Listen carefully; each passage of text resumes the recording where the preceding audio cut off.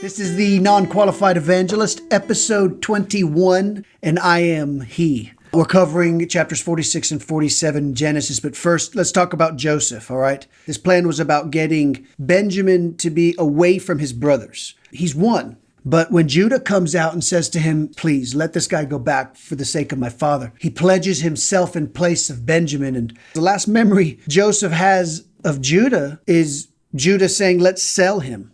Joseph is touched. This is a very beautiful thing that Judah has done. He drops the whole plan of separating Benjamin. He says, you know what, we're a family. They spend a couple of moments, hugs, kisses, whatever. Not a single word that this dream that cost this boy his freedom came true. He sends them off. He says, go get dad, loads them up totally to the hilt with donkeys and trucks, all sorts of stuff. Pharaoh gives him his blessing. Jacob sees all of this. He says, no way, this is impossible. Joseph's not alive. Later, he's revived and he says, let's go see my son. And that is the end of the recap. So let's pray. Father, thank you for this book. It is cooking. It's also almost over. Help us to continue on into the next book with the same sort of excitement that we're ending with this one. Amen. Genesis 46. So Israel set out with all that he had, and he came to Beer Sheba, where he slaughtered sacrifices to the God of his father Isaac. God spoke to Israel in night visions, and he said, Jacob, Jacob. And he said, here I am. And he said, I am the God of your father. Have no fear of descending to Egypt, for I shall establish you as a great nation there. I shall descend with you to Egypt, and I shall also surely bring you up, and Joseph shall place his hand on your eyes. So Jacob arose from Beersheba. The sons of Israel transported Jacob their father, as well as their young children and wives, in the wagons which Pharaoh had sent to transport him. They took their livestock and their wealth which they had amassed in the land of Canaan, and they came to Egypt. Jacob and all his offspring with him, his sons and his grandsons with him, his daughters and granddaughters, and all his offspring he brought with him to Egypt. Now these are the names of the children of Israel who were coming to Egypt: Jacob and his children. Jacob's firstborn, Reuben. Reuben's sons, Hanok, Palu, Hezron, and Carmi. Simeon's sons, Jemuel, Jamin, Ohad, Jashin, Zohar, and Shaul, son of the Canaanite woman. Levi's sons, Gershon, Kohath, and Merari. Judah's sons, Onan, Shelah, Perez, Serah. But and Onan had died in the land of Canaan, and Perez's sons were Hezron and Hamuel. Issachar's sons, Tola, Puva, Eof, and Shimron. Zebulun's sons, Sered, Elon, and Jaleel. These are the sons of Leah, whom she bore to Jacob in Paddan Aram, in addition to Dinah, his daughter. All the people, his sons and daughters, numbered 33. Gad's sons, Ziphion, Haggai, Shuni, Ezbon, Eri, Arodi, and Ereli. Asher's sons, Imnah, Ishva, Ishvi, Beriah, and their sister Sarah, and Beriah's sons, Heber and Malkiel. These are the sons of Zilpah, whom Laban had given to Leah his daughter. These she bore to Jacob, 16 people. The sons of Rachel, Jacob's wife, Joseph and Benjamin. To Joseph were born in the land of Egypt, whom Asenath, daughter of Potipharah, chief of On, bore to him, Manasseh and Ephraim. Benjamin's sons, Bela, Besher, Ashbel, Gera, Naaman, Ehi, Rosh, Mupin, Hupin, and Ard. These are the sons of Rachel who were born to Jacob, 14 persons in all. Dan's sons, Hushim. Naphtali's sons, Jazeel, Guni, Jezer, and Shillem. These are the sons of Bilhah, whom Laban had given to Rachel his daughter. She bore these to Jacob, 7 people in all. All the persons coming with Jacob to Egypt, his own descendants, aside from the wives of Jacob's sons, 66 persons in all. And Joseph's sons who were born to him in Egypt numbered 2 persons. All the people of Jacob's household who came to Egypt, 70. He sent Judah ahead of him to Joseph to prepare ahead of him in Goshen, and they arrived in the region of Goshen. Joseph harnessed his chariot and went up to meet Israel his father in Goshen. He appeared before him, fell on his neck, and he wept on his neck excessively. Then Israel said to Joseph, now I can die, after my having seen your face, because you are still alive. And Joseph said to his brothers and to his father's household, I will go up and tell Pharaoh, and I will say to him, my brothers and my father's household who were in the land of Canaan have come to me. The men are shepherds, for they have been cattlemen. Their flocks and cattle and everything they own they have brought. And it shall be when Pharaoh summons you and says, what is your occupation? Then you are to say, your servants have been cattlemen from our youth till now, both we and our forefathers, so that you may be able to settle on the region of Goshen, since all shepherds are abhorrent to Egyptians. Genesis 47. Then Joseph came and told Pharaoh, and he said, my father and my brothers, their flocks, their cattle, and everything they own have arrived from the land of Canaan, and they are now in the region of Goshen. From the least of his brothers he took 5 men and presented them to Pharaoh. Pharaoh said to his brothers, what is your occupation? They answered Pharaoh, your servants are shepherds, we as well as our forefathers. And they said to Pharaoh, we have come to sojourn in the land, since there is no grazing for your servants' flocks. For the famine is severe in the land of Canaan. Now, if you please, allow your servants to dwell in the region of Goshen. And Pharaoh said to Joseph, saying, your father and your brothers have come to you. The land of Egypt is before you. In the best part of the land, settle your father and your brothers. Let them settle in the region of Goshen.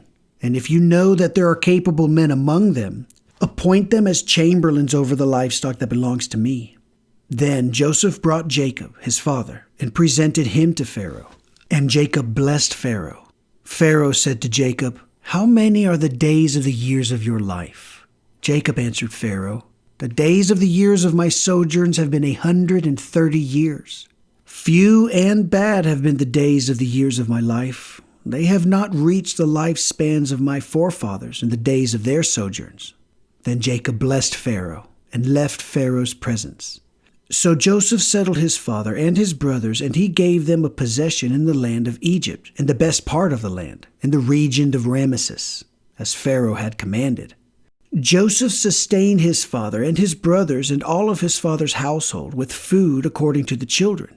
Now there was no bread in all the earth, for the famine was very severe. The land of Egypt and the land of Canaan became weary from hunger.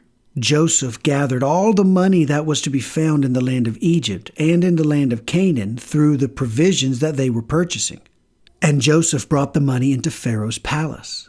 And when the money was exhausted from the land of Egypt and from the land of Canaan, all the Egyptians came to Joseph, saying, give us bread. Why should we die in your presence? For the money is gone. And Joseph said, bring your livestock, and I will provide for you in return for your livestock if the money is gone. So they brought their livestock to Joseph, and Joseph gave them bread in return for the horses, for the flocks of sheep, for the herds of cattle, and for the donkeys. Thus he provided them with bread for all their livestock during that year.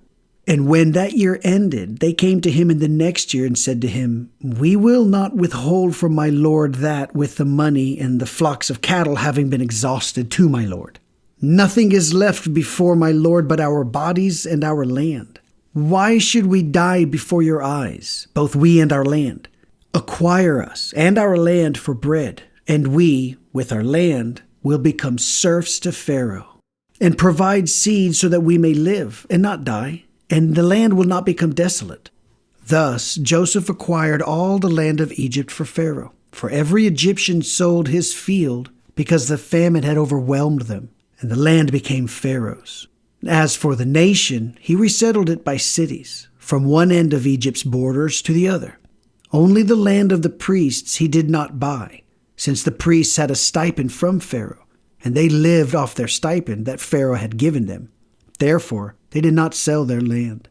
Joseph said to the people, look, I have acquired you this day with your land for Pharaoh. Here is seed for you. Sow the land.